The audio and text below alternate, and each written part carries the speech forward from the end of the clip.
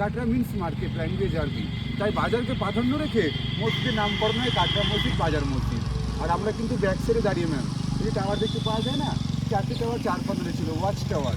সোলজার্সেরা উপরে তো মুর্শিদাবাদ নদী রাখতো, কোনো অ্যানিমি পাশে মুর্শিদাবাদে অ্যাটাক করতে আসছে কিনা, আর উপর থেকে আজান দেওয়া হতো, তখন সাউন্ড সিস্টেম ছিল না, উপরে যে আজান দিলে শুধু মানুষ শুনতে পেত। আর এটি সমাজকে বন্ধুরা রং তৈরি, উপরে ছিল গেস্ট হাউস, মুসাফিরখানা, 300 বছর।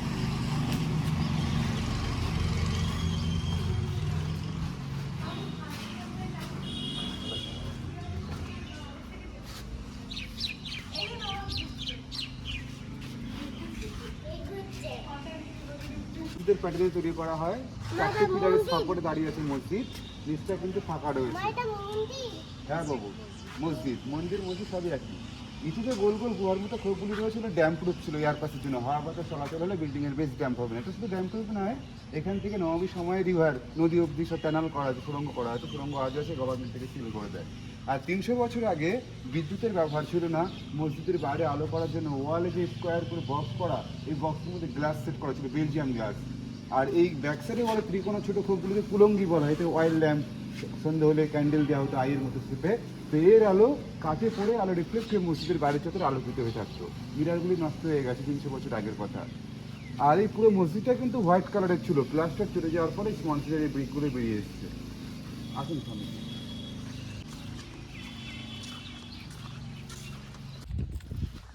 আমাদের পায়ের নিচে সরু সরু সব অডিও ক্যাসেটের শেপে ব্রিক, এগুলো বেঙ্গলি ব্রিক বলা হয়। এই ব্রিক দিয়ে স্কোয়ার করে ডিফারেন্ট ডিজাইন এখানে সিট করা আছে, চাতালটিতে 2000 সিট আছে। নবাব মুর্শিদকুলি খাই সময় এখানে 2000 পিপল একসাথে প্রার্থনা করতে পারত। এটি ছিল যেটা যখন দুটি মসজিদ করা হয়েছে 1897-এ ভূমিকম্প হওয়ার ফলে ফ্রন্টের টাওয়ার আর মধ্যে তিনটি গোল গোল গম্বুজ মসজিদের আংশিক ধ্বংস হয়ে গেছে, মসজিদটা একটু হেলে গেছে।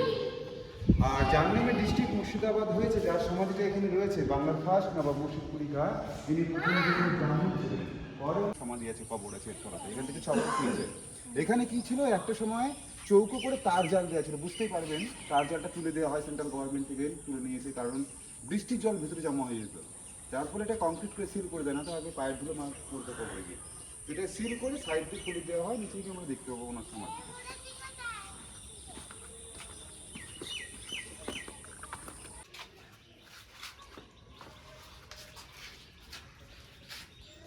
ইনি হচ্ছে বাংলার প্রথম নবাব মুর্শিদকুলি খাঁর সমাধি। এই নবাবের নামে আমাদের জেলার নাম মুর্শিদাবাদ হয়েছে।